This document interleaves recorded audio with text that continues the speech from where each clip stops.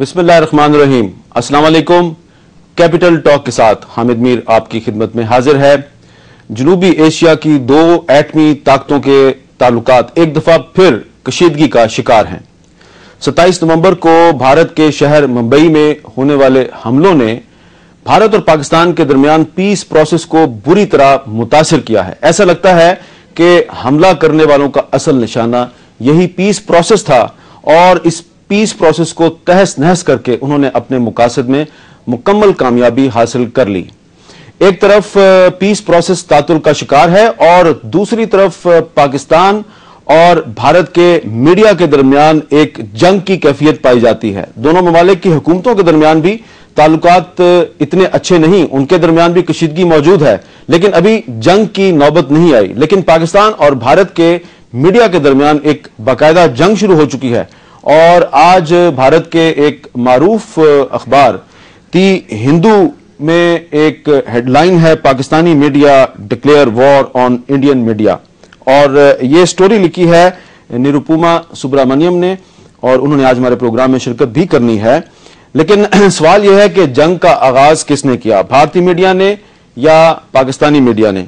और क्या पाकिस्तानी मीडिया और भारतीय मीडिया को आपस में सिर्फ लड़ते ही रहना चाहिए या दोनों अतराफ के मीडिया को मिलकर उन दहशतगर्दों का भी सुराग लगाना चाहिए जो कि दोनों के मुश्तरका दुश्मन हैं और जिन्होंने पाकिस्तान और भारत के दरमियान पीस प्रोसेस को बुरी तरह मुतासिर किया है? पाकिस्तान और भारत के मीडिया की क्या जिम्मेदारियां हैं इस सूरत हाल में? और अब जबकि भारतीय मीडिया यह कह रहा है कि मुंबई हमलों के मास्टरमाइंड रहमान चाचा का पता चल चुका है और उसके विजुअल्स भी दिखाए जा रहे हैं, तो पाकिस्तानी मीडिया को भी ये कोशिश करनी चाहिए कि अगर वाकई इंडियन मीडिया ने रहमान चाचा के विजुअल्स हासिल कर लिए हैं तो पाकिस्तानी मीडिया को भी सुराग लगाना चाहिए कि ये कौन है, हकीकत है या किसी के सिर्फ दिमाग में कोई खलल है या फ्लाइट ऑफ इमेजिनेशन है। और अगर ये फ्लाइट ऑफ इमेजिनेशन है तो मीडिया इतना गैर जिम्मेदार क्यों है?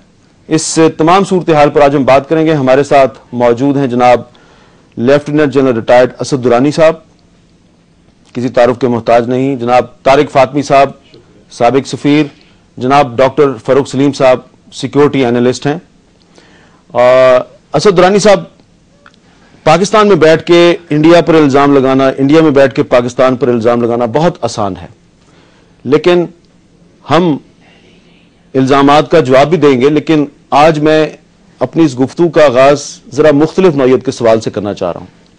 आप ये देखिए कि ये जो वाकया हुआ मुंबई में, जिसकी आपने भी मजम्मत की, पूरे पाकिस्तान ने मजम्मत की, पूरा इंडिया जो है वो इस पर दुख में भी है, गुस्से में भी है। इस मामले पर हिंदुस्तान के वजीर दाखिला शिवराज पाटिल ने इस्तीफा दे दिया।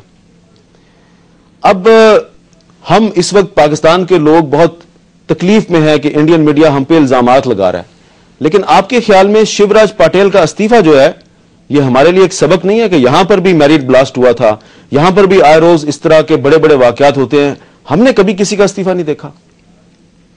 ये आपने बिल्कुल बात सही की है।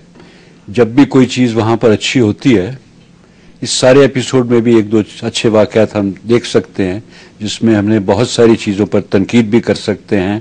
और वाकई मेरे ख्याल में वो जो उनके कुछ इक़दाम थे वो बहुत ही गैर जिम्मेदाराना थे, न सिर्फ सियासी तौर पर या लोगों को के एहसास भड़काने में, लेकिन प्रोफेशनली भी जिस तरह का काम हुआ है वहाँ पर उनकी सिक्योरिटी एजेंसीज वालों ने जैसे बयानात कुछ लोगों ने पुलिस वगैरह की तरफ से आए हैं वो भी गलत थे उस लिहाज से। लेकिन ये बात ज़रूर माननी पड़ेगी कि उनका इस्तीफा देना ये बहुत उनके लिए बड़ा अच्छा कदम, उनके लिए भी फ़ायदेमंद, और एक लिहाज से आप कहते हैं मैसेज हमारे लिए क्या सबक है। मैं नहीं जानता हूं कि हमारे यहाँ ये चीज़ फॉलो होगी, क्योंकि हमारे यहाँ आपने खुद बताया कि पुरानी रिवाज भी मौजूद नहीं है। यहाँ तो बाज़ दफ़ा हामिद मीर साहब मुल्क के डी फैक्टो चीफ जस्टिस जो हैं उनके खिलाफ जब बात होती है तो वो भी वहाँ पर भी कोई चीज़ नहीं रेंगती। शायद ये सियासी जो हमारी इस वक्त 60 मेंबरों की कैबिनेट है, इनमें से अगर कोई 20-30 आदमी किसी वजह से किसी न किसी वजह से इस्तीफे दे जाएं तो उनको भी फायदा होगा, हमें भी फायदा होगा और लोग जो उनसे हैं उनका एतमाद भी सरकार में बढ़ जाएगा। طارق فاطمی صاحب، شیوراج پاٹل کا جو استعفیٰ ہے، انٹیریئر منسٹر کا استعفیٰ، دنیا کی سب سے بڑی ڈیموکریسی کے انٹیریئر منسٹر نے استعفیٰ دے دیا ہے، اس کو آپ کیسے دیکھتے ہیں؟ میں ہندوستان کو برسوں سے فالو کر رہا ہوں، اور میں بہت ہی بچہ تھا، ابھی ہائی اسکول میں بھی نہیں پہنچا تھا کہ ہندوستان میں ایک بڑی مائنر سی ریلوے کی ایکسیڈنٹ ہوئی تھی، تو ایک ویٹرن پری انڈیپینڈنس کے رینک کے لیڈر جگجیون رام ہوتے تھے، انہوں نے مورل رسپانسبلٹی ایکسپٹ کیا اور اپنا استعفیٰ دے دیا۔ ہمارے ہاں الحمدللہ اس قسم کی کوئی آپ کو ایویڈنس نہیں ملے گی، ہمارے سیاستدان جو ہیں وہ زیادہ بولڈ ہیں اور اس قسم کی ویکنیسز نہیں دکھاتے۔ ایک دفعہ میر ہزار خان بجرانی نے 90 میں استعفیٰ دیا تھا ایز ریلوے منسٹر۔ جی اور ایک مثال ہے، اس کے بعد ایک اور ایکسیڈنٹ ہوا تھا جس پر ریلوے منسٹر نے یہ فرمایا تھا کہ میں کوئی ٹرین کا ڈرائیور ہوں کہ میں استعفیٰ دوں۔ اور ہمارے ہاں بڑے بڑے حادثات ہوئے، کراچی میں محترمہ کے ارائیول پر اتنا بڑا حادثہ ہوا جس میں قریب 250 لوگ شہید ہوئے، مارے گئے، ایک سب انسپیکٹر کی نہ ڈسمسل ہوئی اور نہ کسی سینئر آفیسر نے ریزائن کی، یہ پولیٹیکل لیڈرشپ نے ایکسپٹ کیا سینس آف ریسپانسبلٹی۔ دیکھیں یہ میچور سوسائٹیز کی پہچان ہے، اسٹیبل ڈیموکریسیز کی پہچان ہے، اور میں آپ کو بتاؤں بعض ملکوں میں اور بھی زیادہ ایکسٹریم فارم، جاپنیز سوسائٹی میں وہ اتنی سینس آف ریسپانسبلٹی ہوتی ہے کہ وار سے پہلے جب وار میں کوئی جنرل کوئی فیل کر جاتا تھا، یہ منسٹر کوئی پرابلم، یہ کوئی چیئرمین کسی کارپوریشن کا، تو وہ ہاراکری کر لیتے ہیں، وہ کہتے ہیں کہ ایک یہ مورل ذمہ داری ہے۔ اب ہم بھارت میں بات کرتے ہیں، بھارت کے معروف ڈیفنس اینالسٹ جناب major general retired Ashok Mehta صاحب سے۔ آداب جناب۔ آداب حبیب صاحب جی، ہم یہاں پہ بات کر رہے ہیں کہ آپ کے ہوم منسٹر شیوراج پاٹل صاحب نے ریزائن کر دیا ہے، تو یہ ایک بہت انہوں نے اچھی مثال قائم کی ہے۔ بھارت میں ان کا جو ریزگنیشن ہے اسے کسی پریشر کا نتیجہ سمجھا جا رہا ہے، یا بھارت میں بھی ان کو اس سلسلے میں ان کی تعریف کی جا رہی ہے؟ نہیں، یہ بالکل یہ ان کے اوپر بہت پریشر پڑا ہے، سرکار کے اوپر بہت پریشر پڑا ہے، کیونکہ یہ پہلی مرتبہ نہیں ہے کہ ایسے آتنکواد ٹیررسٹ اسٹرائک ہو جائے اور ہمارے گرہ منتری یعنی کہ ہوم منسٹر صرف جنتا کو پبلک کو کہے کہ I am sorry and this will not happen again, ایسے پھر نہیں ہوگا، اور پھر ویسے ہی ہوتا ہے۔ تو ان کی مورل رسپانسبلٹی تھی اور یہ پریشر کی وجہ سے ہوا تھا۔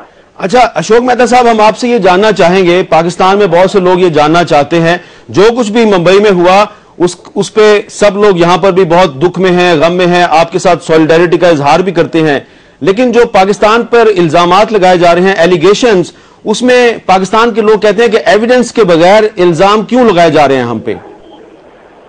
دیکھیے امیر صاحب، ہر دفعہ جب بھی کبھی کچھ ہوتا ہے ہندوستان میں تو سب سے پہلے ایویڈنس کی بات کرتی ہے، اور اس مرتبہ ایک آدمی زندہ پکڑا گیا ہے، اس کا بیان ہے، اور دوسرا ایویڈنس، کچھ ایویڈنس دے دیا گیا ہے، کچھ ایویڈنس ابھی دیا جائے گا۔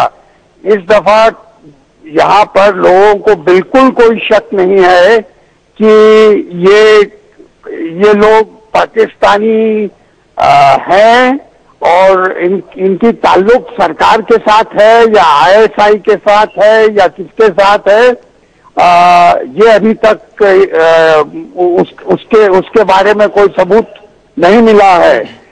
ابھی میں دوسری بات آپ کو بتاؤں کہ چونکہ اس میں امریکن نیشنل، برٹش نیشنل، اسرائیلی نیشنل بھی شامل ہیں، تو اس کی جانچ کے لیے، اس کی انویسٹیگیشن کے لیے FBI، اسکاٹ لینڈ یارڈ اور اسرائیل کے بھی انویسٹیگیٹنگ ایکسپرٹس یہاں آ گئے ہیں۔